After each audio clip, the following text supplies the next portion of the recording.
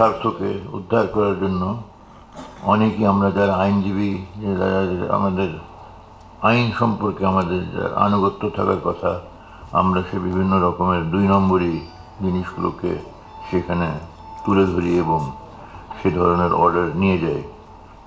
আজকে আমাদেরকে বুঝতে হবে যে সুপ্রিম কোর্টকে যদি এভাবে এই অবস্থায় রাখা যায় যেখানে মানুষ সেটার উপরে আস্থা হারায়, তখন আর দেশে কিছু থাকে না। কেন, সুপ্রিম কোর্ট যদি থাকে, দেশের সংবিধান যদি থাকে, সুপ্রিম কোর্ট যদি নিরপেক্ষভাবে স্বাধীনভাবে সেই সংবিধানকে ব্যাখ্যা করতে পারে, প্রয়োগ করতে পারে, তখনই কিন্তু দেশের মানুষ তাদের অধিকার ভোগ করতে পারে। দেশের মানুষের যে প্রতিষ্ঠানগুলো আছে সেগুলো তাদের নীতি ধরে কাজ করতে পারে। কিন্তু এটা না হলে যে কি ভয়াবহ অবস্থা সৃষ্টি হয় সেটা তো আমরা কিছুটা এখনো ভোগ করছি।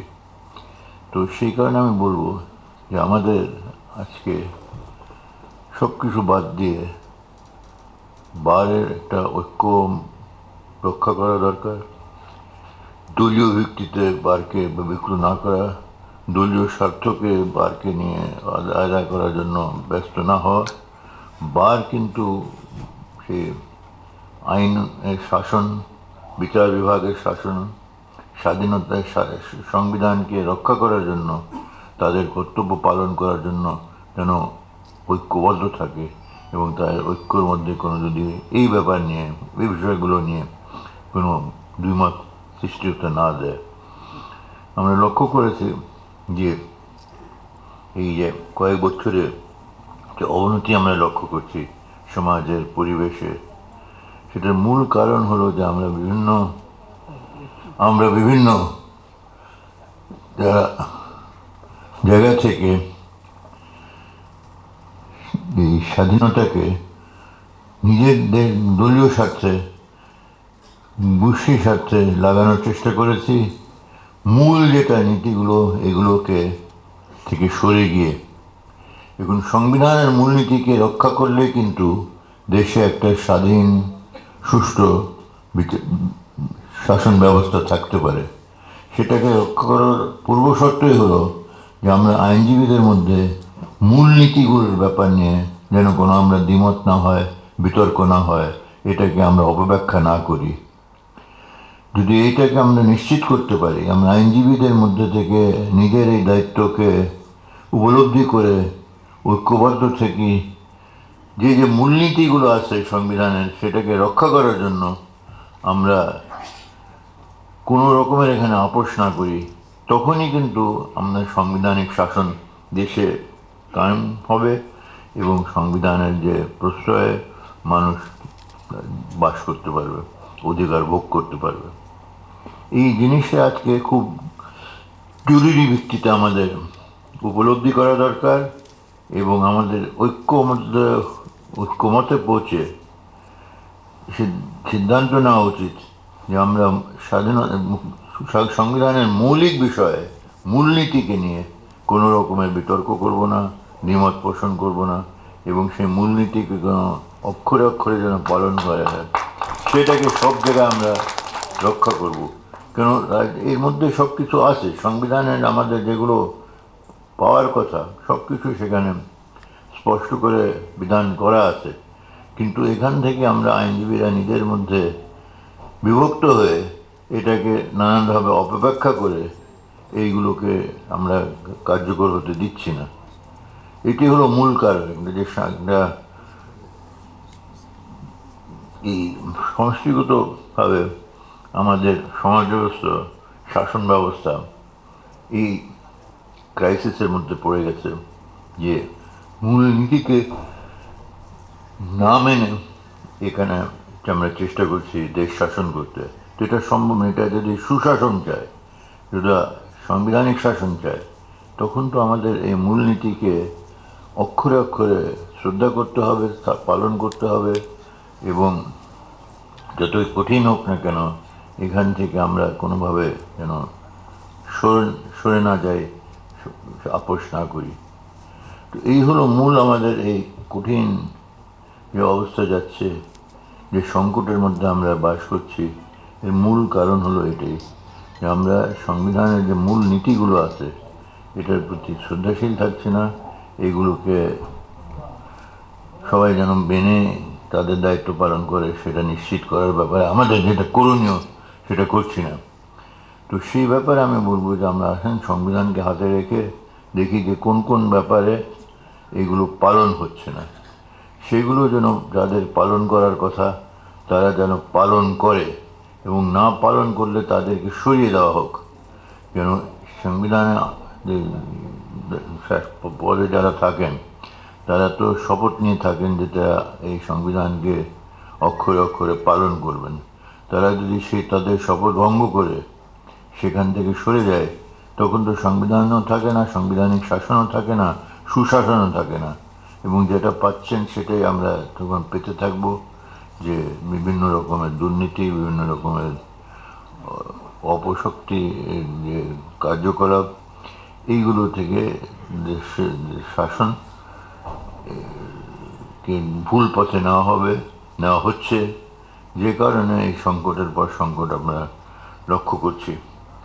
অর্থাৎ এটা বোঝার আর কোনো কিছু বাকি নাই, আইনজীবী হিসাবে এটা আমরা বুঝতে পেরেছি, কিন্তু এর প্রতিকার হলো আইনজীবীদের মধ্যে মৌলিক বিষয় নিয়ে, মূলনীতি নিয়ে দ্বিমত না করা, বিভেদ না করা, বিভিন্ন রকমের ভিন্ন মত দিয়ে একটা অবস্থা না তৈরি করা যেখানে মূলনীতি থেকে রাষ্ট্র পরিচালনার কাজ সরে যায়।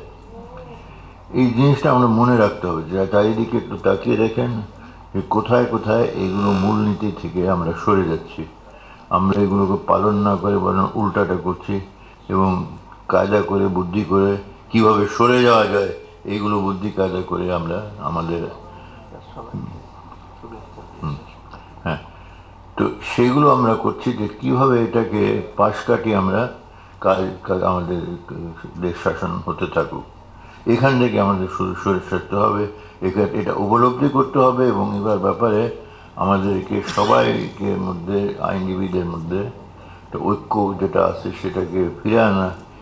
সব ব্যাপারে ঐক্য হবে না, আমার নিশ্চয়ই বিভিন্ন ব্যাপারে দ্বিমত থাকতে পারে, কিন্তু মৌলিক বিষয়, মূলনীতির বিষয়, সংবিধানের মূলনীতির বিষয়ে আমাদের একটা অভিন্ন যেটা ঐক্য সেটা আমরা সেখানে পালন করব, এবং সেটাকে পালন করে আমরা ঐক্যবদ্ধ হয়ে সেটাকে কার্যকর করার জন্য আমাদের যেটা করণীয় আমরা করব এবং আমার দায়িত্ব পালন করব।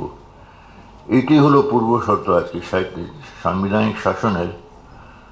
দেশকে চলতে দিতে হলে এটার কোনো রকমের এখানে বিকল্প নাই, এটা থেকে কোনো রকম সরে গিয়ে আমরা বলবো যে না এগুলো আমরা মানব না, তারপরেও কিন্তু দেশে সাংবিধানিক শাসন থাকবে, এই দুটো জিনিস স্ববিরোধিতা হতে পারে না। সাংবিধানিক শাসনের মৌলিক যেটা যে ব্যাপার আছে সুশাসন, এটা যদি আমরা নিশ্চিত করতে চাই যে জনগণ এটা সবাই তার নিজের অধিকারকে ভোগ করতে পারে, তার পূর্ব শর্তই হলো যে আমরা সংবিধানকে নিজে নিয়ে বিতর্ক সৃষ্টি করব না, বিতর্কিত করব না সংবিধানকে, এবং বিশেষ করে মৌলিক বিষয়কে বিতর্কিত করব না। মূল নীতিগুলোকে ধরে আমরা যদি ঐক্যবদ্ধভাবে সব ক্ষেত্রে দেখি যে না এটা পালন হচ্ছে, তখনই কিন্তু দেশের সাংবিধানিক শাসন প্রকৃত অর্থ থাকবে, এবং তার যে যে ফল আপনার সবাই ভোগ করতে পারবো। তখন গণতন্ত্র থাকবে, প্রকৃত অর্থে যদি গণতন্ত্র মানে মনে করি সেটা থাকবে, মানুষের অধিকার, মৌলিক অধিকারগুলো ভোগ করতে থাকবে, এবং আইনের শাসনও দেশকে তাদেরকে রক্ষা করবে।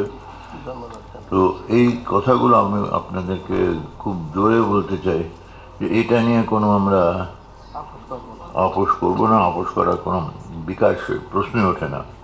অর্থাৎ আসুন আমরা যদি যেটা চাই, যেটা আমি মনে করি সবাই চায়, যে সংবিধানের যে প্রতিশ্রুতি এটা আমরা সবাই যেন মেনে চলি। তো সেই কারণে আপনাদের সবাই কাছে আমার অনুরোধ, আবেদন যে আমরা যখন এই বিষয়গুলো নিয়ে আমরা ঐক্যবদ্ধ থাকি, বিভিন্ন ব্যাপারে আমার ভিন্ন মত থাকতে পারে, কিন্তু সংবিধানের মূলনীতি ব্যাপারে এটা একটু পালন করার ব্যাপারে আমরা ঐক্যমত থাকি, সতর্ক থাকি, সজাগ থাকি, এবং সক্রিয়ভাবে এটাকে পাহারা দিই, এবং কেউ এটা থেকে কেউ সরে গেলে আমরা সকলেই এটাকে বন্ধ করে প্রতিকারের জন্য এগিয়ে আসি। এটা হলে আমি বিশ্বাস করি যে আমরা সাংবিধানিক শাসন নিশ্চিত করব এবং এটার সবাই নিজের নিজের অধিকার ভোগ করতে পারবে। এই কথা বলে আমি আপনাকে ধন্যবাদ জানাচ্ছি। ধন্যবাদ।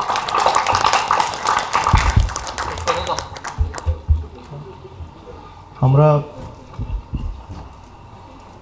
আজকের অনুষ্ঠান এখানেই শেষ। আমরা যারা আজকে অতিথি হিসেবে উপস্থিত ছিলেন তাদেরকে ধন্যবাদ, যারা আমাদের শুনেছেন সকলকেই ধন্যবাদ। আগামী দিনে গণতান্ত্রিক আইনজীবী সমিতির এই ধরনের আন্দোলন সংগ্রামে, আইনজীবীদের আন্দোলন সংগ্রাম আপনারা থাকবেন, একত্রিত হবেন, এই আহ্বান জানাচ্ছি।